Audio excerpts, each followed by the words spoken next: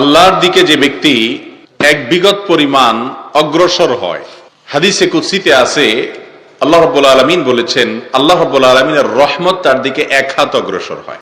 আর যদি কেউ আল্লাহর দিকে হেঁটে হেঁটে অগ্রসর হয়, তো আল্লাহর রহমত তার দিকে অত্যন্ত দ্রুততার সাথে দৌড়াতে দৌড়াতে অগ্রসর হয়। আল্লাহ রাব্বুল আলামিন আমাদেরকে দুনিয়ার জীবনে পাঠিয়েছেন।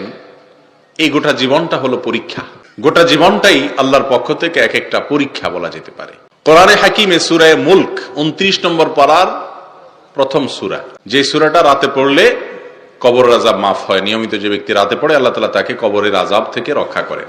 এই সূরা মুলকের একেবারে শুরুর দিকে আল্লাহ রাব্বুল আলামিন বলেছেন, আউযু বিল্লাহি মিনাশ শাইতানির রাজীম, তাবারাকাল্লাযী বিয়াদিহিল মুলক ওয়া হুয়া আলা কুল্লি শাইইন কাদির الذي خلق الموت والحياة ليبلوكم أيكم أحسن عملا وهو العزيز الغفور।